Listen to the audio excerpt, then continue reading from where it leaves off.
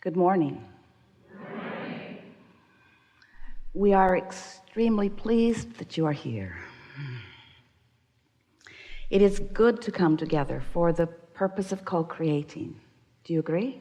Yes. Co-creation at its best, truly. You are knowing what you are wanting? That's a good thing. You like that feeling of desire? If you do, then you must be pretty much a vibrational match to your desire. When you want something that you doubt, it doesn't feel good. Sometimes you wish you didn't want it because you can feel the tug of war within you. Wish I didn't want that. I felt better before I wanted that thing I cannot have. But it turns out there is nothing that you cannot be or do or have, provided the desire that is emanating from you and the practiced thoughts that are emanating from you, the thoughts that become beliefs if you think them enough. That's all a belief is, a practiced thought, a dominant thought, a thought you think a lot, a thought that you have thought so much that it has enough momentum that you pick it right up where you left off. It doesn't wane in between your attention to it points. That's really something worth thinking about, because you are vibrational beings. Most humans don't know that. You do. You're vibrational beings who are emanated in a signal every conscious waking moment, and the signal that you're emanating is being responded to. So when you are emanating a signal of desire, and then right behind it you are following up with a, but I don't think that can happen, then you're offering a signal that gets a little momentum, and then you're offering another signal that gets a little momentum. But the question that we would like to bring to your attention as we are playing together today is, which signal that you are offering, the desire one or the belief one, is dominant? Which one has the most momentum?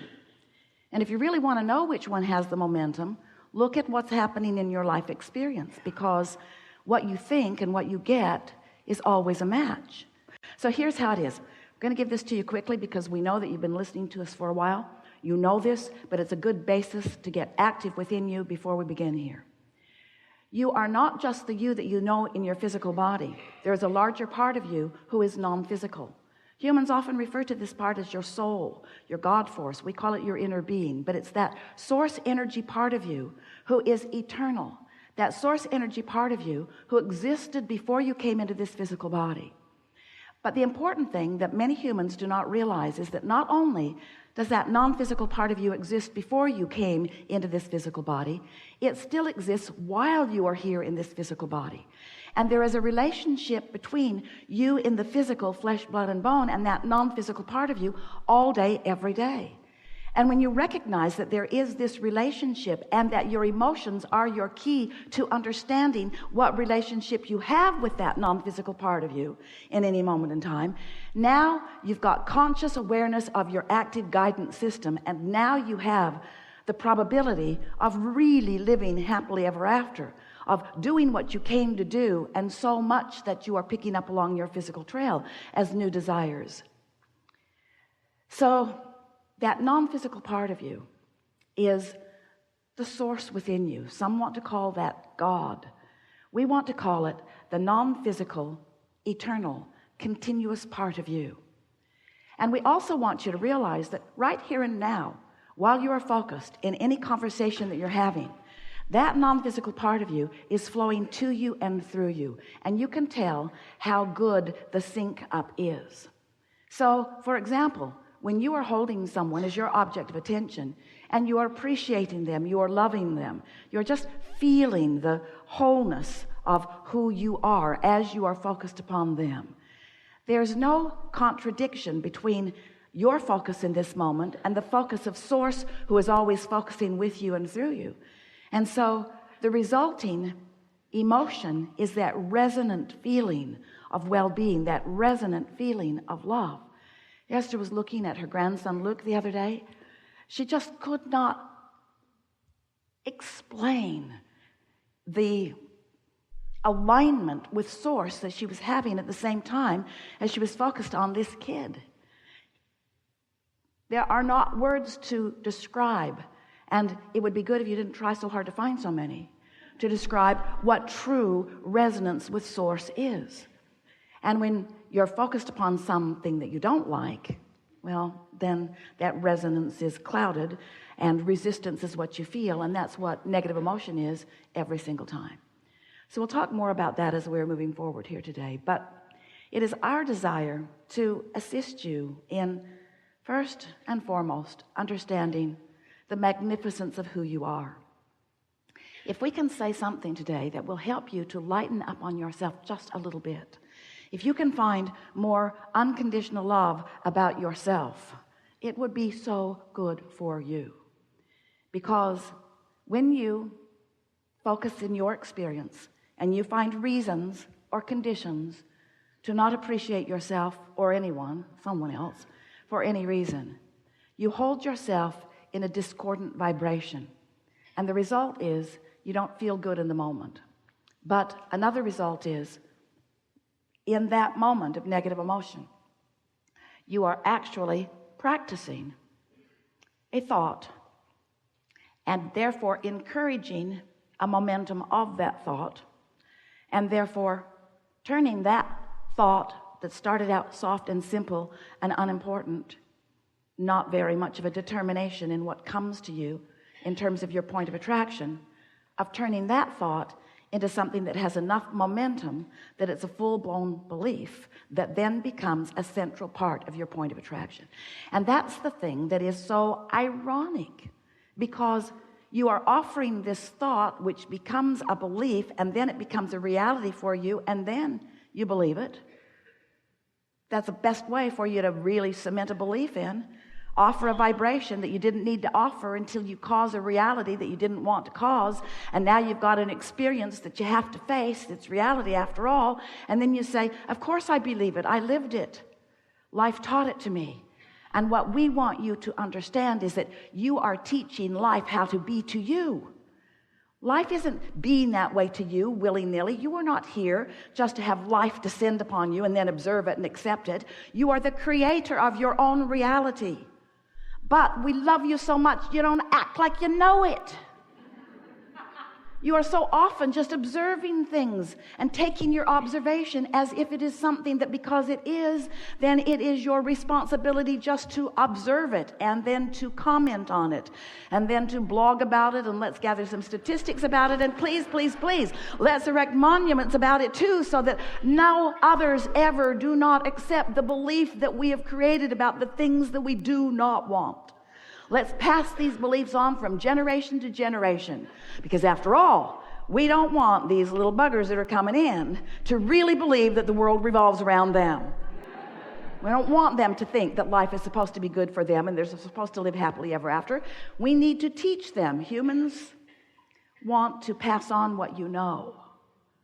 We want you to pass on what you feel. We want you to find the vibrational core of who you are, to make sure that you're in resonance with source before you pass it on. But that's not the easiest thing, is it? Because you've got some thoughts going that have gathered some momentum, and the momentum is causing them to manifest, and the manifestations are something that not only you are noticing, but those around you are noticing too. And so it's not easy to get your eyes off the reality that already is, even though we so much want you to get your attention upon the reality that is becoming. But the is reality is so compelling, isn't it? There's so much texture to it, so much detail to it, so much momentum to it. And so we understand why it's compelling to you. But the what is not as rich as you make it out to be. You can get in the mode of being in awareness of what you are doing vibrationally without holding yourself so succinctly to the details of what is in terms of manifestation. And that's the thing that we wish, with everything that we are, to convey to you in a way that you can really hear us. Yes, there is a what is. There are conditions that surround you that have manifested into what is. There certainly is a reality that you could get together and agree in large part upon the components of what is. But what you mostly don't remember, and what we know so vividly, and what you mostly would do well to remember, and what we know so vividly, and what we wish to convey to you in a way that you will then remember it and get it active in your vibration. Yes, there is a what is that is manifested, but there also is a what is that is vibrational. And that vibrational what is, you can recognize it here and now by the way you feel, because you can feel the what isness of your relationship between your desires and your beliefs. That's what is too. In other words, when you want something and you doubt it, that doubt is what is right now. It's a what is too. When you want something but you have fear around it, that fear is an indication of a vibrational reality, a vibrational what is right now. Now, what we're going to say next, if you can hear this, then your life will begin to transform in manifested visual, see it, hear it, smell it, taste it, touch it ways immediately. But here is the piece that you've got to get in place. First, you have to accept that this is a vibrational world, do you? And that you are a vibrational player in this world. And that you are an extension of a vibration that is active and vivid within you. And that when you are in any moment resonant with that vibration, you feel the resonance of it in the form of powerful, positive emotion.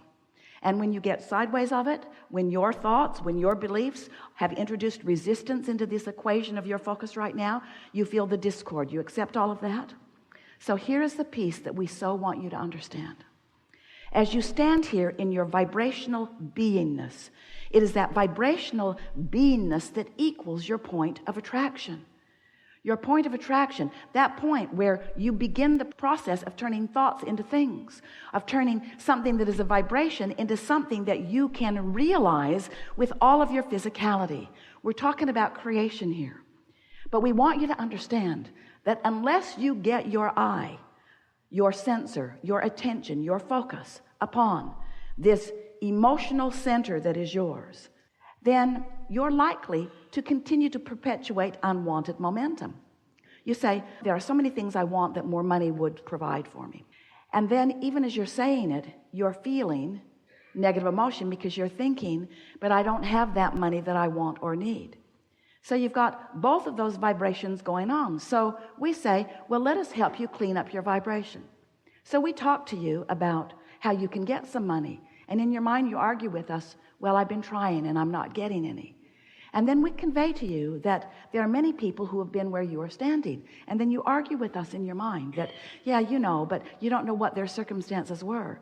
You know somebody that inherited something, you really don't like that guy. And you know somebody who won the lottery, he's just a freak of nature. And then you begin remembering that you didn't inherit anything, and then you wonder why your parents didn't plan better so that you could have inherited something. And then you think about your spouse who spends like a wild banshee, and there's no point in ever trying to save anything because as fast as it shows up, it's gone anyway. And so we're trying to have a conversation with you about how you can have more money, but you're off to the races on how you feel about money. It's not because you are a bad creator. It's not because you are a negative thinker. It's because you've got momentum of those thoughts. Those beliefs have a lot of momentum going, and you just can't stop a train that's going 100 miles an hour that way and make it go 100 miles an hour that way all of a sudden. You wouldn't want to. It's hard on the contents of the train. You don't want it to be like that. So what we want you to understand is that, yes, out there in the details of the life that you're living, it is close to impossible to, in any short order of time, change the vibration, change the thought, change the feeling, change the emotion. It's just not likely. But you could do what you've been talking about doing for a long time as humans. You could discover an unconditional alignment.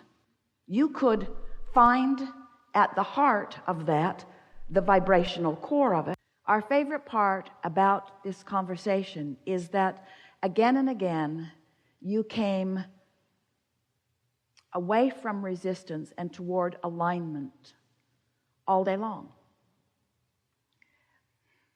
The thing about vibrational shift and emotional alignment is that the evidence that you think you want is a day or two out.